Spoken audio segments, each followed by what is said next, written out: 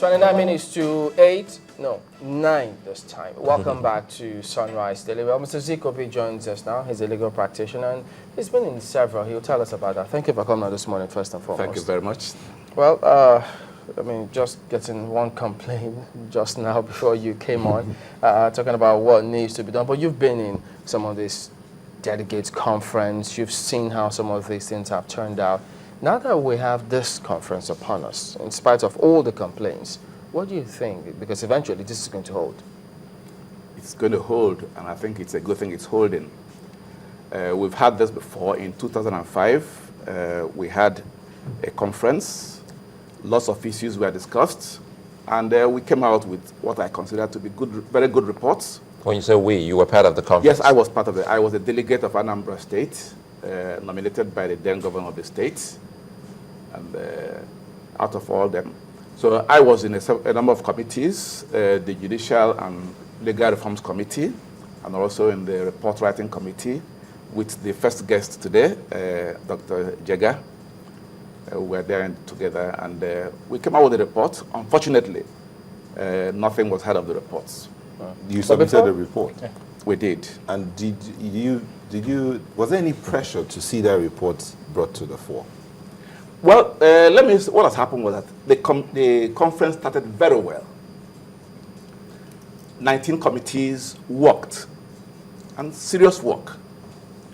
At the end of the day, towards the end, we then got a draft constitution. It was brought to the Legal and Judicial Service Committee, and we looked at it and turned it down. From that moment, things went bad. When you say draft constitution, who wrote that draft constitution? Well, it was submitted by the agents of the government at the time. I believe from the presidency.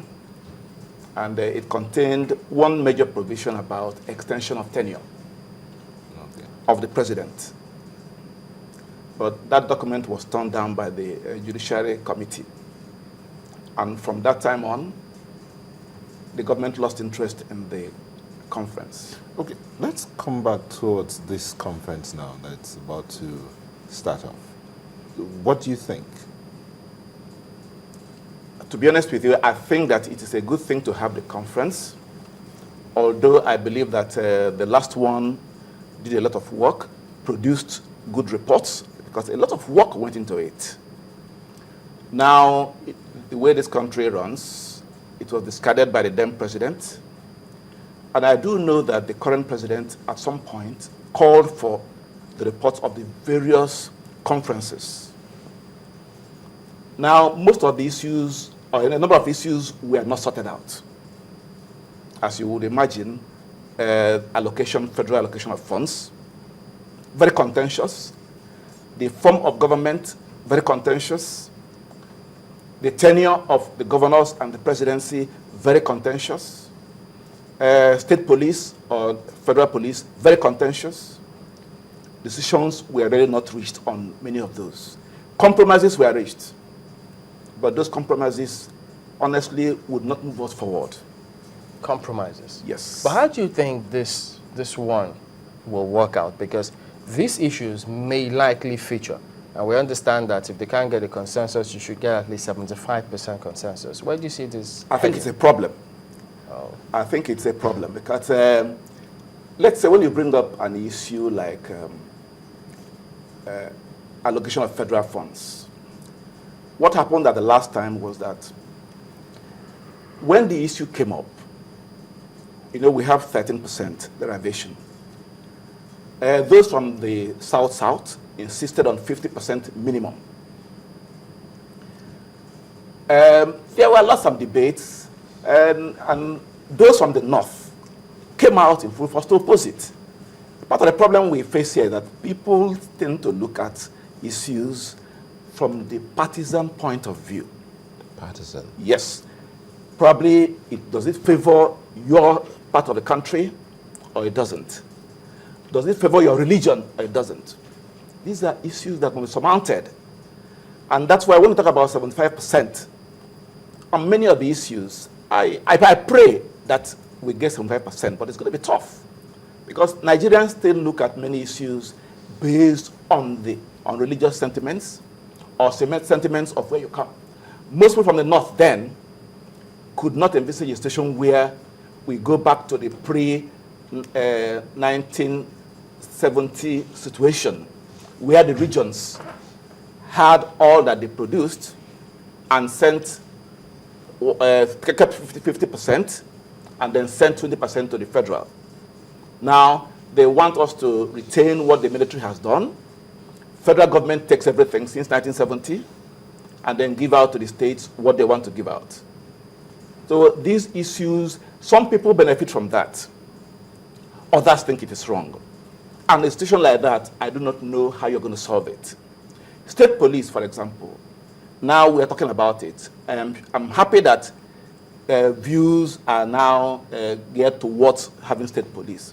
But then, when the matter came up, you can see the resentment, particularly from the former IGs of police who were in the conference.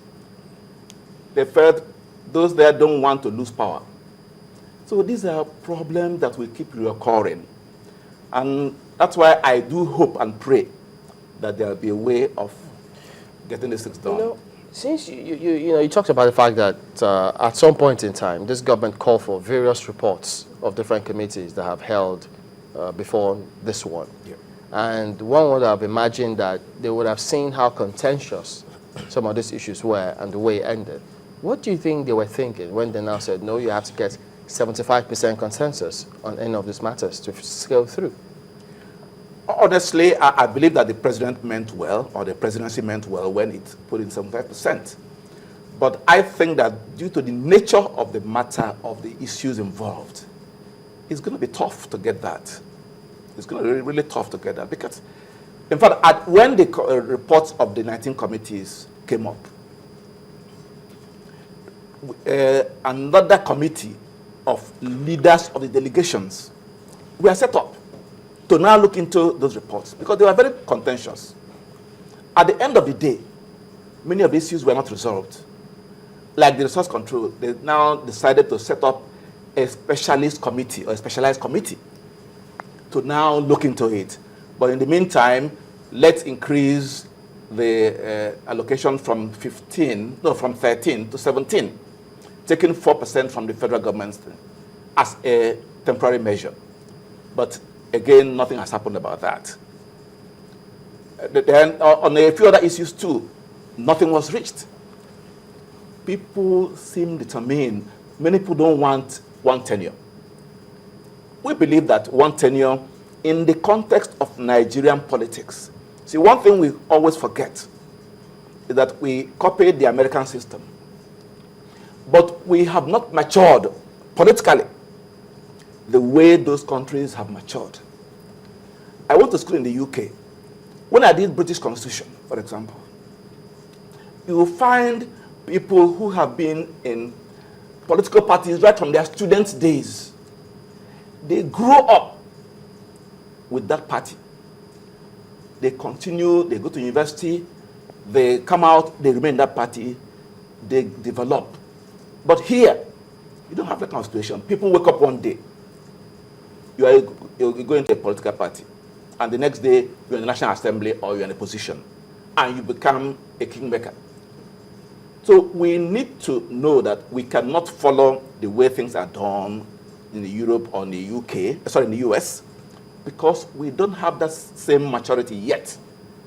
Here, we see the way politicians behave. With due respect, most of them are immature. The way they act, the way they take decisions. We were just watching the other day about what happened at a committee. You have a committee probing the kerosene scandal. And you find the committee themselves in the presence of the audience, quarreling among themselves openly. These things are not done in any civilized country. So we need to really change so many things for us to move forward.